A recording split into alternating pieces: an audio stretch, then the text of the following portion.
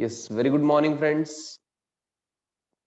Today we are starting with chapter 9. Okay, final accounts. One of the most important topic and one of the most favorite topic of the students. Final accounts. This topic will not only give you marks but also is important from the point of view of bookkeeping and accountancy. Okay, as this is final accounts. आतापर्यंत तुम्ही जे केलात those were basics. Okay, journal, ledger, subsidiary books, cash book, depreciation, हे सगळं जे आपण बघितलेलं आहे, दिस वेर बेसिक्स अँड हे सगळं शेवटी कुठं जात आहे असं जर तुम्ही विचारलं तर this is your answer. Final accounts सगळं इथं येणार आहे फायनल अकाउंट्स मध्ये. म्हणजे नावातच आहे, फायनल करतोय आपण, अकाउंट्स फायनल करतोय, फायनल अकाउंट्स. अकाउंट म्हणजे टॉपिक कळालं का? टॉपिकचं नाव फायनल अकाउंट्स मीन्स काय करतो आपण, अकाउंट्स फायनल करतोय. We are finalizing the accounts which we have maintained at our end. We are finalizing the accounts.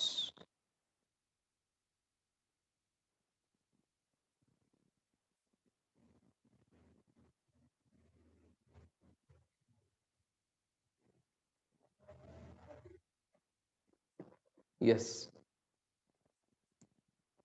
आपण बाकी कॉलेजपेक्षा किंवा तुमच्या कॉलेजपेक्षा तर आपण म्हणजे सगळ्याच कॉलेजपेक्षा आपण थोडंसं सिलेबसमध्ये पुढं आहे. ओके. सो मला एकच टेन्शन आहे या बॅचला, की असं होऊ नये तुम्ही पुढचं टॉपिक सगळं करताय, फायनल अकाउंट वगैरे आणि मागचं काय माहित नाहीये. प्लीज असं होऊ देऊ नका.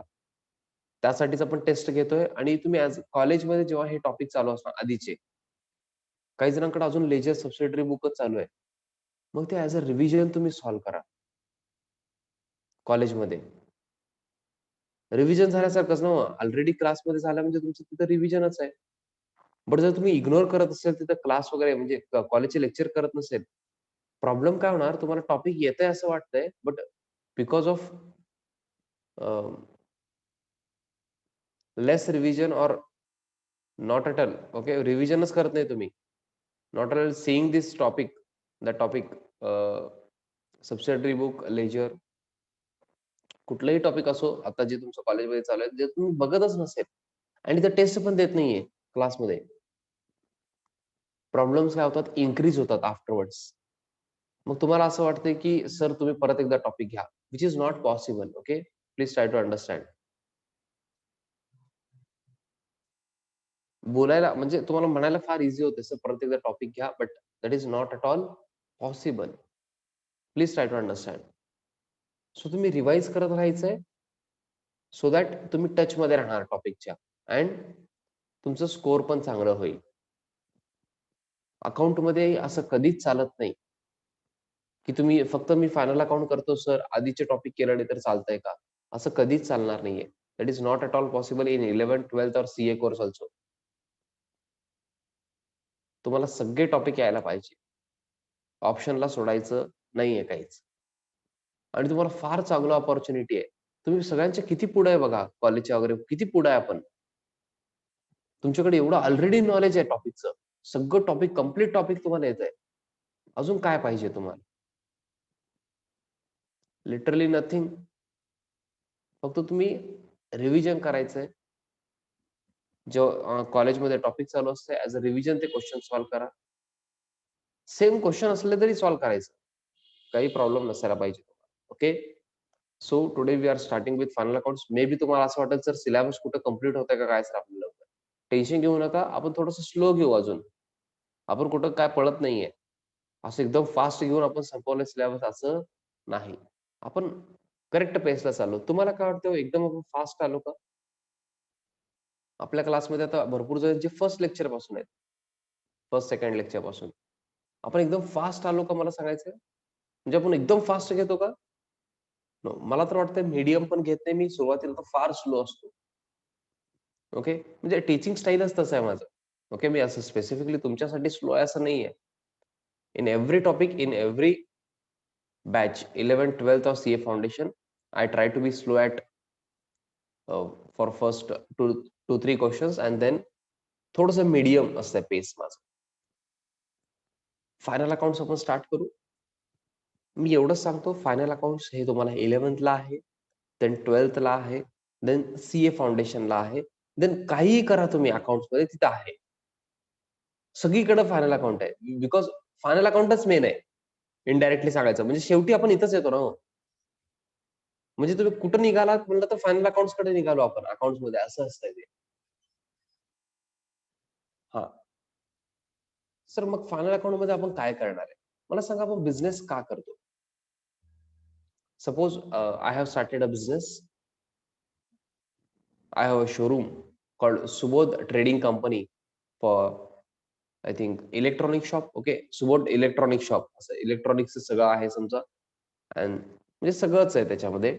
टीव्ही, फ्रीज, ओके, सगळं ते काय असतं सँडविचचं मशीन आणि एक्सेट्रा. असं मी स्टार्ट केलेलं आहे बिझनेस. माझं म्हणजे मोटो काय आहे? बिझनेस मी स्टार्ट केलेलं आहे. मी कशासाठी स्टार्ट केलेलं आहे? Very good Gautami. Perfect answer. म्हणजे मला जे पाहिजे होतं तेच मिळालेलं आहे. Very good Pratap. मी बिझनेस का स्टार्ट केलेला आहे? Very good Kunal. फॅन्टॅस्टिक. आपण बिझनेस का करतो? येस दिगंबर, तुमचं आन्सर करेक्ट आहे, बट मी त्याला चांगल्या वर्ड्स मध्ये मी सांगतो. Very good Bhagyashree. Please try to give answers so that I get to know about your thinking. Yes please. Tarun तुमचं पण म्हणजे मे बी तुम्हाला जे म्हणायचंय ते मला कळतंय, बट थोडंसं मी चांगल्या वर्ड्स मध्ये सांगतो तेच. ओके. येस ऐका ना, मी बिझनेस स्टार्ट केलेले आहे. Maximum answers were like sir you started your business for profit making. Okay. तुम्हाला प्रॉफिट म्हणजे पैसा कमवायचा इनडायरेक्टली. येस कुलकर्णी, तुमचं पण आन्सर करेक्ट आहे. Very good. But main objective काय हो? प्रॉफिट मेकिंग ऑब्जेक्टिव्ह आहे. पैसे कमवायचे. बट डायरेक्टली आपण असं म्हणायचं नाही, सर मला पैसे पाहिजे सर पैसे. त्यासाठी बिझनेस स्टार्ट केलो. असं म्हटलं तर थोडंसं लँग्वेज खराब वाटतंय. ओके. प्रॉफिट मेकिंग ऑब्जेक्टिव्ह आहे म्हणजे थोडंसं चांगलं वाटतंय. ओके. एकदम पण चांगलं वाटत नाही ऍक्च्युली ते पण. बट बिझनेस आहे. ज्यांनी म्हणत नाहीत त्यांनी पण प्रॉफिट साठीच करतायत. ज्यांनी म्हणतायत त्यांनी पण प्रॉफिट साठीच करतायत. If you say Mukesh Ambani is doing business for providing services only and not for profit, then definitely you are wrong. Okay. जर तुम्हाला असं वाटत असेल मुकेश अंबानी तुम्हाला सर्व्हिसेस देत आहेत फ्री ऑफ कॉस्ट, म्हणजे प्रॉफिट त्यांचं ऑब्जेक्टिव्ह नाहीये, तुमचं थिंकिंग रॉंग आहे. क्लिअर कट बिझनेस जे आहे ते प्रॉफिटसाठी होतंय, पैशांसाठी होतंय. ओके. बेसिक फॅक्ट ते. आता तर असं झालेलं आहे की प्रोफेशन जे असतात, प्रोफेशन ओके, जस्ट लाईक मी एक सांगतो तुम्हाला, डॉक्टरचं profession, this should not be a business. Okay. हे प्रोफेशन आहे डॉक्टरचं. But in the current era doctor यांचं पण म्हणजे कोणाचे वडील आई डॉक्टर असतील तर त्यांनी प्लीज एकदम हे करून घेऊ नका. बट नॉर्मली वी सी की आता डॉक्टरांचं पण हे कसं झालेलं आहे, थोडंसं मनी ओरिएंटेड झालेलं आहे. तुम्हाला एवढं माहित नसेल, बट म्हणजे तुम्ही तेवढं गेलेलं नाहीये डॉक्टर्सकडं किंवा तुम्हाला बाकी माहित नाहीये हॉस्पिटल्स वगैरे. बट सध्या असं झालंय की सगळ्यांचं मोटिव्ह एकच आहे. That is money, profit. That's it. That is clear cut objective in business as well as profession nowadays. Okay. Sir नक्की मग हे प्रॉफिट काय असतं सर? कसं कॅल्क्युलेट करायचं सर? मी अकाउंट्स मेंटेन करतो सर. तुम्ही जे म्हणाल ते सर. मला डेप्रिशिएशन अकाउंटिंग येतंय. मला सर जर्नल एंट्रीज येतात. I know subsidiary books sir, ledger sir. Sir then how would I get to know about my profit sir of the business? I will say you need to know final accounts. Okay. Final accounts मध्ये मी basic idea देतो. First of all we prepare trading account. What is trading account? We prepare trading account for finding out gross profit. Gross profit म्हणजे काय असतंय हे पण तुम्हाला कळेल. आणि ट्रेडिंग अकाउंट म्हणजे काय असतं हे पण मी तुम्हाला शॉर्ट मध्ये एक्सप्लेन करतो. Trading account means related to goods. जे पण इन्फॉर्मेशन आहे ते सगळं इथं येतंय. जस्ट हे बघा, ओपनिंग स्टॉक. ओपनिंग स्टॉक म्हणजे लास्ट इयरचं राहिलेलं जे आहे, करंट इयरचं ओपनिंग आहे. ओके, करंट इयरचं ओपनिंग हे कळतंय का बघा. म्हणजे स्टॉक म्हणजे आय होप आता स्टॉक म्हणजे माहिती आहे तुम्हाला. Stock means inventory. Inventory means काय हो, आता माझा बिझनेस कशाचा आहे, सपोज टीव्हीज आपण सेल करतो, सोनीचे टीव्हीज वगैरे. तर असं होत नाही ना, 31 मार्चला सगळे टीव्ही सेल झाले. That is not possible. मग काही राहणार आहेत. मग नेक्स्ट इयरला काही जातात ते टीव्ही. नेक्स्ट इयर म्हणजे काय, 1 एप्रिलला न्यू इयर स्टार्ट होतंय. ओके, म्हणजे फायनान्शियल इयर म्हणतो मी. न्यू इयर तुमचं नाही हो 1 जानेवारी. फायनान्शियल इयर कसं असतंय, 1 एप्रिल टू 31 मार्च. मग काय असणार आहे, ओपनिंग स्टॉक असणार आहे काही. ओके, पर्चेसेस असणार. पर्चेसेस मीन्स गुड्स रिलेटेड आहे. गुड्स पर्चेसेस म्हणजेच परचेस. लेस परचेस रिटर्न आहे. थोडंसं ऑब्झर्वेशन करा तिथं. इथं क्रेडिट साईडला बघा सेल्स आहे. हे क्रेडिट इथं चुकून आलंय. क्रेडिट इथं नसतंय. ओ इथं असतंय. ते करेक्शन करा प्लीज. आणि हे पण ऍक्च्युली इथं लिहायला पाहिजे. थोडं वर नको ते. डेबिट अँड क्रेडिट इथं पाहिजे.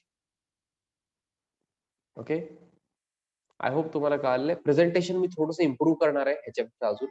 तुम्हाला कळून जाईल नंतर सोल्युशन मध्ये. हा सर, मग फक्त गुड्स रिलेटेड असतंय का trading account? No, only goods related नाही. मेजर पार्ट जे आहे ते गुड्स रिलेटेड असतंय. मी बेसिक आयडिया देण्यासाठी कसं सांगतो बघा. तुमच्याकडे काही टीव्हीज होते, ओपनिंग स्टॉक परचेसेस केलात तुम्ही, काही टीव्हीज परचेस केलात, त्यामधले काही परचेस रिटर्न पण आहेत.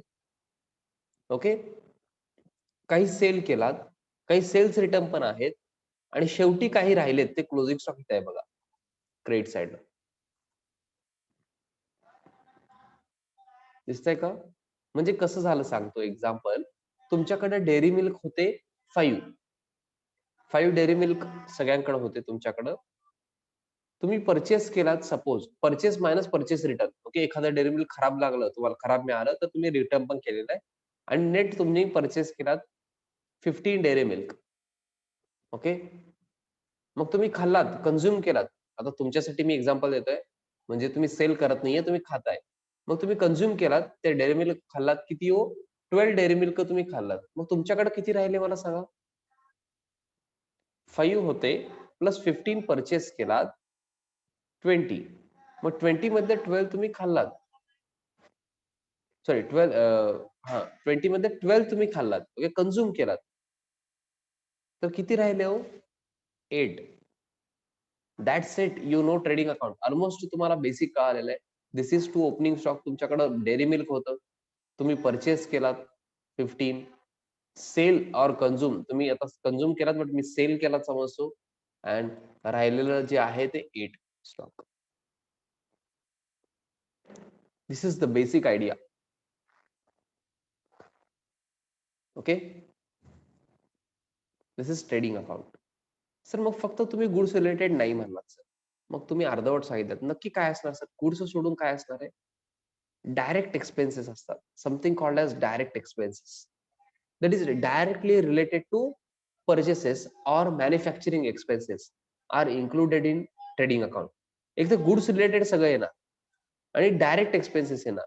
डायरेक्ट एक्सपेन्सेस म्हणजे काय, डायरेक्टली रिलेटेड टू परचेसेस और manufacturing expenses. Manufacturing expenses like carriage inward, इथं आहे बघा, कॅरेज इनवर्ड और फ्रेट. फ्रेट और कॅरेज इनवर्ड म्हणजे काय असते हो, गुड्स परचेस करताना आलेलं ट्रान्सपोर्टेशनचा खर्च. कॅरेज और कॅरेज इनवर्ड एकच. ओनली कॅरेज जरी म्हणलं तर कॅरेज इनवर्ड असते ते. ओके, किंवा फ्रेट, हे गुड्स परचेस करताना आलेलं ट्रान्सपोर्टेशनचा खर्च आहे. सो रिलेटेड टू परचेसेस आहे, सो ट्रेडिंग अकाउंट येणार. और manufacturing expenses, something called as you, if you know, wages. तुम्ही ऐकलेलं आहे भरपूर वेळा वेजेस. हा, हे लर्न करायचं नाहीये, डू नॉट वरी. हा, हे टॉपिक मध्ये सोल्युशन कसं करणार आपण नंतर बघू. मी एक बेसिक आयडिया देतोय, सो दॅट तुम्हाला थोडंसं इंटरेस्टिंग वाटेल. म्हणजे आजच्या लेक्चर नंतर एवढं तुम्हाला कळेल की फायनल अकाउंट आपला टॉपिक आहे, आपल्याला शिकायचं आहे, फार चांगला आहे. ओके, वेजेस म्हणजे काय हो, मजुरी. ओके, फॅक्टरीमध्ये जे वर्कर्स असतात ना, जे मॅन्युफॅक्चरिंग ऍक्टिव्हिटीमध्ये असतात, हा, मॅन्युफॅक्चरिंग ऍक्टिव्हिटीमध्ये जे असतात त्यांना आपण वेजेस देतो, डेली वेजेस. ओके, म्हणजे पगार देत नाही, सॅलरी देत नाही आपण त्यांना. ओके, मंथली डेली असते त्यांना वेजेस, मजुरी म्हणतो आपण त्याला. हा, तुम्हाला वेजेससाठी एक बेस्ट एक्झाम्पल म्हणजे ना, कन्स्ट्रक्शन साईटवर तुम्ही बघितलेलं असेल, जे वर्कर्स असतात त्यांना मंथली पैसे देत नाही आपण, आपण डेली देतो त्यांना. त्यांना आपण डेली देत असतो. ओके, कोल, गॅस, फ्युएल वगैरे हे सगळं फॅक्टरीमध्ये लागतं मॅन्युफॅक्चरिंग ऍक्टिव्हिटीमध्ये. I hope you know coal, gas and fuel. Okay, म्हणजे सगळे मॅन्युफॅक्चरिंग ऍक्टिव्हिटीमध्ये लागणार आहे आपल्याला. ओके, हा, आता सकाळी जर म्हणा सर ते गॅस वगैरे इथं लागू शकतं ना सर, ऑफिसमध्ये आपण चहा करून पित असेल तर, ते त्याचं बोलत नसतात. ओके, ऑफिसमध्ये जर गॅस लागत असेल तर ते रिफ्रेशमेंट एक्सपेन्सेस मध्ये, टी एक्सपेन्सेस मध्ये येतं. ओके, आणि स्पेसिफिकली गॅस असेल तर सन्ट्री एक्सपेन्सेस मध्ये येत आहे. बट मॅन्युफॅक्चरिंग साठी जर युज करत असेल तर आपण लार्ज स्केलवर युज करतो कोल, गॅस अँड फ्युएल. ऑफिसमध्ये नॉर्मली नसतंय. सपोज सीएनचं ऑफिस आहे किंवा बिझनेस ऑफिस, सीएचं ऑफिस जाऊ दे, प्रोफेशन मध्ये जायला नको आपण. बिझनेसचा आहे समजा, मॅन्युफॅक्चरिंग ऍक्टिव्हिटी आहे, बरोबर आहे. मॅन्युफॅक्चरिंग मध्ये कोल, गॅस, फ्युएल तर लागणार आहे. पण समजा आता सेलचं डिपार्टमेंट आहे, तिथं एक ऑफिस केलं आहे छोटंसं, जिथं आपण मॅन्युफॅक्चर केलेले गुड्स सेल करतो. तिथं असं मेजर आहे का हो? म्हणजे ते गॅस नसलं तर ऑफिसच बंद करावं लागतं आपल्याला, असं आहे का? नाहीये. चहा आपण बाहेरून आणू शकतो. Okay. But coal, gas and fuel जर मॅन्युफॅक्चरिंग ॲक्टिव्हिटीमध्ये लागत असेल आणि जर कोल, गॅस, फ्युएल नसेल तिथं फॅक्टरीमध्ये, तर मॅन्युफॅक्चरिंग ॲक्टिव्हिटीज बंद होते ना हो. बिझनेसच बंद पडतंय. ओके. तसं फॅक्टरी एक्सपेन्सेस वगैरे पण दिलेलं आहे. रॉयल्टीज एक सांगतो मी तुम्हाला. रॉयल्टीज एक इम्पोर्टंट आयटम. रॉयल्टीज म्हणजे तुम्ही असं ऐकलेलं असेल की बुक रिलेटेड वगैरे. बुक रिलेटेड वगैरे तुम्ही ऐकलेलं असेल. जे समजा मी बुक लिहिलोय एक आणि समजा मी कोणाला तरी ते सेल करायला दिलं प्रिंटिंगला, पब्लिकेशनला. मग ते प्रिंट करून सेल करतात आणि मला रॉयल्टी देतात. असं तुम्ही ऐकलेलं असेल. ओके. ऐकलेलं नसेल तर नॉर्मली असं होत असतंय. जर समजा मी एक बुक लिहिलो, बाय अनुप बसुदे असं तिथे लिहिलेलं आहे. हां, अकाउंटचं नाही बरं का. बाकी वेगळं म्हणतोय मी तुम्हाला. मी एका पब्लिकेशनला दिलो. ओके. मोठे-मोठे पब्लिकेशन असतात, ते प्रिंट करत असतात बुक्स. मी त्यांना दिलो कारण मी प्रिंट करू शकत नाही. माझ्याकडे तेवढं मशिनरीज नाहीये, तेवढं फंड पण नाहीये, माझ्याकडे पैसे पण नाहीयेत. बट मी लिहिलेलं बुक मला चांगलं वाटतंय. मी पब्लिकेशनकडे गेलो. मी म्हटलं, "हे बुक मी लिहिलेलं आहे. असं-असं मी चार्टर्ड अकाउंटंट आहे." असं चांगलं बुक लिहिलेलं आहे. त्यांनी रीड पण केले. त्यांना छान वाटलं. त्यांनी म्हणले, "आम्ही छापून देतो तुम्हाला. काय प्रॉब्लेम नाहीये." असं पर बुक तुम्हाला याप्रमाणे रॉयल्टी दिलं जाईल. Okay. This is the basic concept of royalty. But इथं त्या कॉन्टेक्स्टमध्ये नाहीये ते. इथं कुठल्या कॉन्टेक्स्टमध्ये एक एक्झाम्पल देतो मी तुम्हाला, म्हणजे कळेल. अ, तुम्हाला माईन्स माहीत आहे का हो? माईन्स म्हणजे खनिज आपण हे करतो बघा माईन्समधून. I hope you know mines म्हणजे त्याला इंग्लिशमध्ये अजून वर्ड काय हो? त्याच्यातून काय मिळतं आपल्याला माईन्समधून? हां, कोल अजून काय-काय असतं हो? मला सांगता का? माईन्समधून तुम्हाला काय-काय मिळतंय जर बेसिक हां, गोल्डकडेच गेलात तुम्ही डायरेक्ट. गोल्ड तर ते हां, पेट्रोल करेक्ट आहे. येस. अजून खनिज मिळतात ना हो. जस्ट लाइक कोल वगैरे, की कोळसा किंवा अजून डायमंड म्हणतात. डायमंड गोल्डकडेच चाललेत सगळेजण. पेट्रोल. ओके.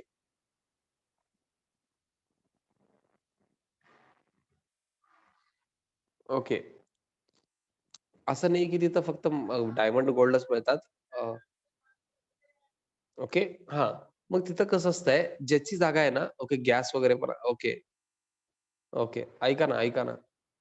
माईन्स जे असतात ना, mines, if you don't know, तर त्यासाठी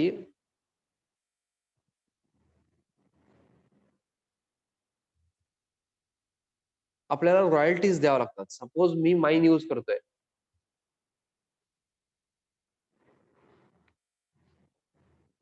suppose I am using mines. तर मला ते जागा कोणाची आहे? शक्यतो गव्हर्नमेंट ऑफ इंडियाची जागा असतात, जिथं पण मायनिंग अलाउड करतात. मग त्यांना रॉयल्टी पे करावं लागतंय किंवा एका पर्टिक्युलर व्यक्तीचा आहे समजा.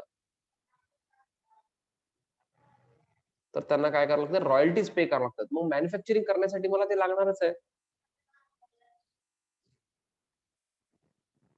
ओके.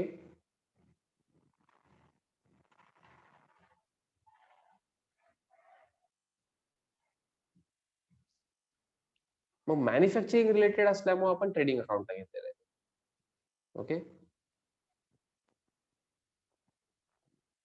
आय होप तुम्हाला कळालं. रॉयल्टीज ह्या कंटेक्स्ट मध्ये घेतलेलं आहे, म्हणजे त्यांना आपण जे पण पेमेंट करतो, ज्यांचं जागा आपण युज करतोय, जिथं मायनिंग करतोय, त्यांना काय पे करावं लागतंय?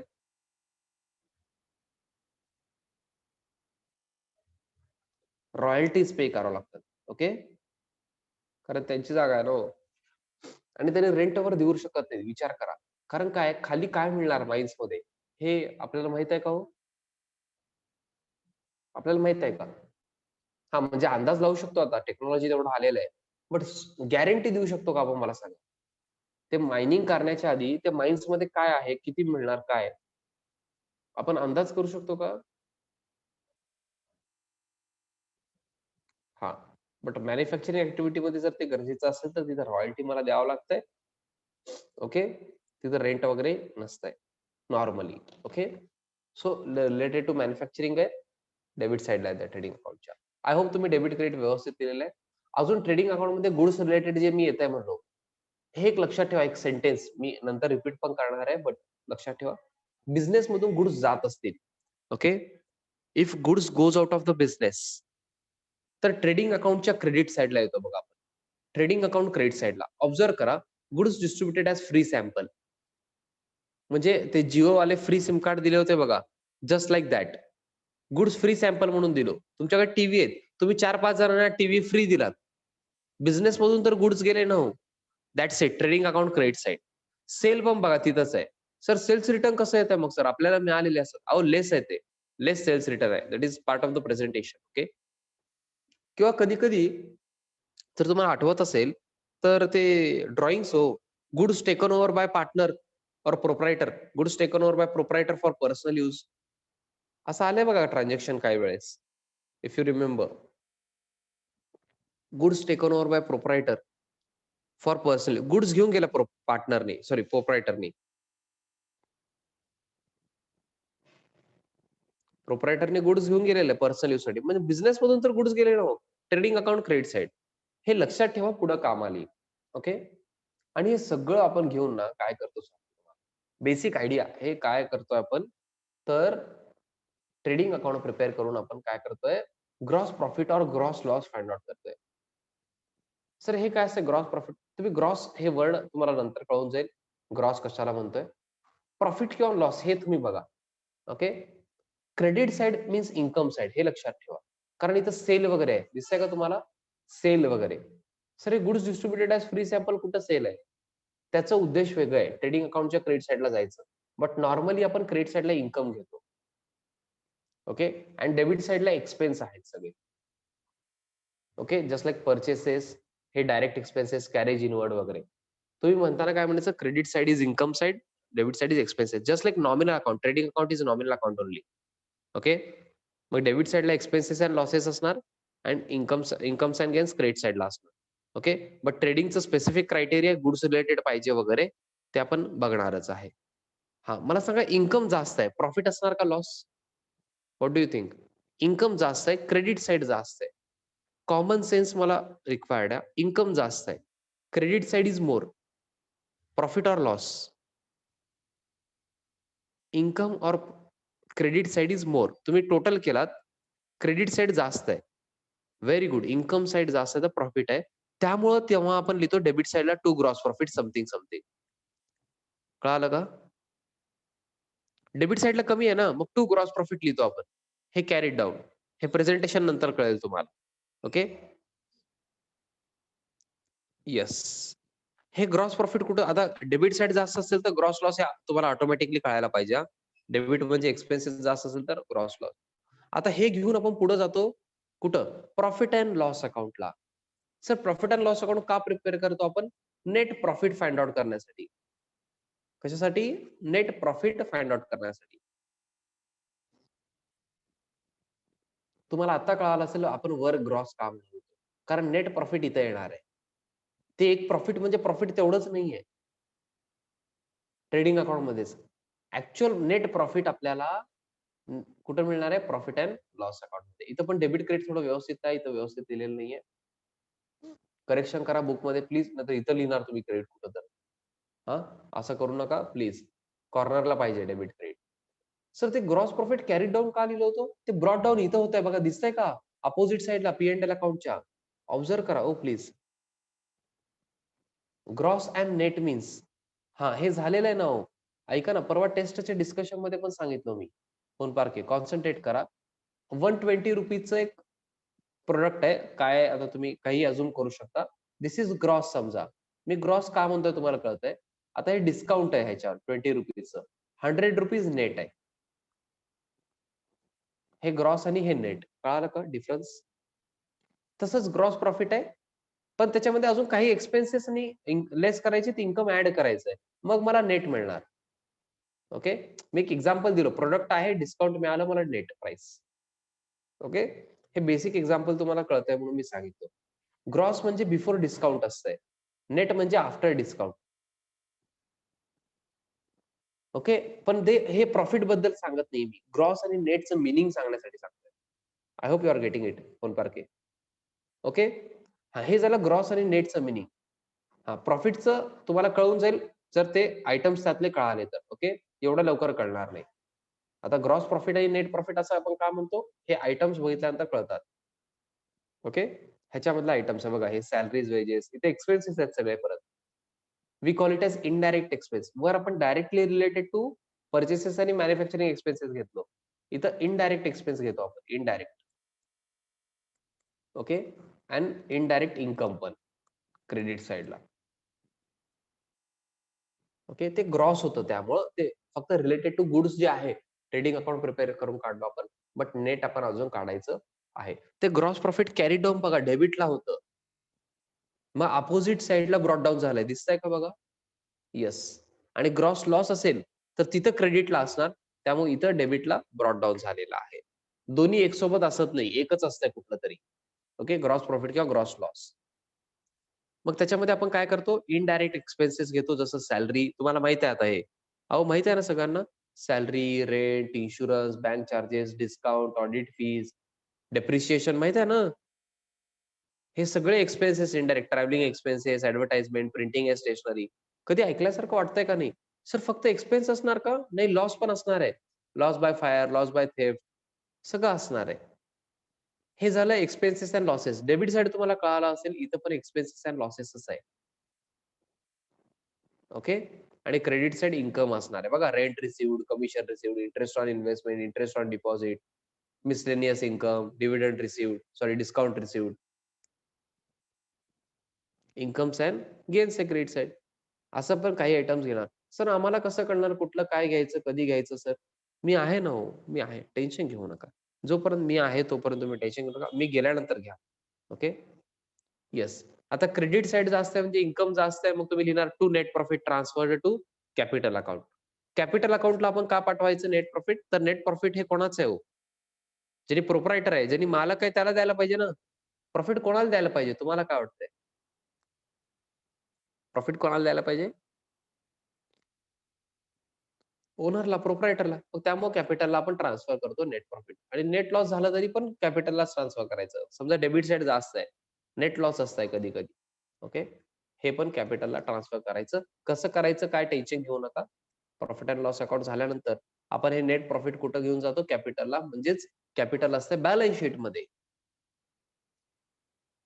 इथे इन द बुक्स लिहायची गरज नाही ऍक्च्युअली. मेसर्स लिहून तुम्ही इथं फर्मचं नाव लिहू शकता. बट इथं तर मेसर्स पण येणार नाही, कारण पार्टनरशिप फर्मचं नाही आहे. इथं एक एक लाईन असं ड्रॉ करा, स्क्रॅच करावं. हे प्लीज स्क्रॅच करा in the books of. Yes, 3 sheets का असं विचारतात? येस, 3 पेज मिनिमम लागणार तुम्हाला. फायनल अकाउंट मध्ये 3 पेज मिनिमम लागणार सोल्युशनचे. Okay, normally this will come for 12 to 15 marks in your examination, but do not go for marks only. Okay, ह्याचं purpose फार मोठा आहे. तुम्ही मार्क्स साठी किंवा हे जाऊ नका. फार इम्पॉर्टंट आहे आणि फार इझी आहे, तुम्हाला नंतर कळेल. आपण बॅलन्स शीट प्रिपेअर करतो, इथे डेबिट क्रेडिट नाहीये. Okay, I hope you get it. Balance sheet as on दिलेलं आहे तिथं. ओके, प्रेझेंटेशन नंतर कळेल. इथे डेबिट क्रेडिट नाहीये. Balance sheet is a statement showing financial position of the business. Okay, financial position दाखवतंय बिझनेसचं. कोण? Balance sheet. This is not an account. इथं आपण स्टेटमेंट प्रिपेअर करतोय लायबिलिटीज अँड असेट्सचं. लायबिलिटीज म्हणजे काय असते हो? इफ यू रिमेंबर, तुमचं सगळं क्लिअर होणार आहे बघा, ऍसेट अँड लायबिलिटीज. हेच टॉपिक म्हणत होतो, आठवतंय का तुम्हाला? फायनल अकाउंट मध्ये बघणार आहे, फायनल अकाउंट मध्ये बघणार आहे, हेच फायनल अकाउंट. लायबिलिटीज म्हणजे सगळे पेएबल बिझनेसचे. ऍसेट्स म्हणजे तुम्हाला माहित आहेत, रिसिवेबल्स अँड प्रॉपर्टीज. आठवतंय का? Receivables and properties. मग ह्याच्यातले पण काही आयटम आहेत, आपण सगळं कव्हर करणार आहे. टेन्शन घ्यायचं नाही. फक्त एवढं लक्षात ठेवा, बॅलन्स शीट हे स्टेटमेंट आहे, that is not an account. Have you understood? आपल्याला काय करायचं हे कळालं का तुम्हाला? सोल्युशन मध्ये तिन्ही असणार आहेत नॉर्मली. नॉर्मली म्हणजे काय असणारच आहे आता. पहिले 1-2 क्वेश्चन असतात सुरुवातीचे, नंतर असतात. हा, trading account, profit and loss account and then balance sheet. काही जणांना टेन्शन आलं असेल, तर एवढं मोठं आम्ही कसं करणार? तुम्ही त्याचं टेन्शन घेऊ नका, ते टेन्शन मी घेतो. तुम्ही एवढं टेन्शन घ्या की तुम्ही रेग्युलर आहे का नाही, एवढं टेन्शन घ्या. रेग्युलर असेल तर तुम्ही टेन्शन घ्यायची गरज नाही, असं मला वाटतंय. ओके, बिकॉज आपल्या क्लासमध्ये मी नॉर्मली बघितलेलं आहे, सगळ्यांचं फेवरेट टॉपिक फायनल अकाउंट्स असतंय. Okay, this is normal. आणि ओके, फार नॉर्मली सगळ्यांना हे टॉपिक आवडतंय. ओके, आणि तुमचं एवढ्या लेवलला मी प्रिपरेशन करून घेणार आहे, तुम्ही अजिबात टेन्शन घेऊ नका. आणि फर्स्ट लेक्चरमध्ये मी फायनल अकाउंटच्या पहिल्यांदाच मी असं घेतलेलं आहे. मी असं घेत नाही फायनल अकाउंट्स. डायरेक्टली मी चालू करतो क्वेश्चन आन्सर्स. बट मला फक्त आज आयडिया द्यायचं होतं, फायनल अकाउंट काय आहे. ओके, म्हणजे तुम्हाला माहित असायला पाहिजे पुढे आपण काय करणार आहे. Okay, yes. ज्यांचं पण कॉलेजचं लेक्चर आहे, लिव्ह करू शकता. भोसले टेन्शन घेऊ नका. ह्याच्यातलं एक पण वर्ड तुम्हाला माहित नाहीये असंच मी तुम्हाला शिकवणार आहे. सन्ड्री क्रेडिटर्स तुम्हाला माहित नाहीये, डेटर्स तुम्हाला माहित नाही असंच मी समजावून सांगणार आहे. ते आधी झालेलं आहे क्लासमध्ये, तरी मी तुम्हाला सांगणार आहे what is debtors, creditors. Do not worry. तुम्ही टेन्शन घेऊ नका. थेअरीचे नोट्स थोडं रीड करा. आपल्या बुकमध्ये शेवटी थेअरी आहे, दिगंबर. ओके, ते रीड करा. ओके, ते इम्पॉर्टंट आहे. येस. आजच्यासाठी आपण लवकर थांबतोय. सगळ्यांनी बाय करायचं हो. काही जणांचं कॉलेजचं पण लेक्चर पण आहे. ओके, उद्यापासून सगळं इम्पॉर्टंट चालू होणार आहे. ह्या टॉपिकमध्ये प्लीज तुम्ही एखादा लेक्चर जरी मिस केलात, मी तुम्हाला काय करू शकतो, मी सांगू शकत नाही. ओके, म्हणजे ते पॉइंट मे बी मी सांगू शकतो, बट मी सांगितल्यानंतर कळणार का नाही याची गॅरंटी नसते. ओके, लेक्चर मिस केल्यानंतर प्लीज लेक्चर मिस करू नका, रिक्वेस्ट करतोय मी. बाकी काय नाही, इम्पॉर्टंट टॉपिक आहे. Yes, bye bye and thank you.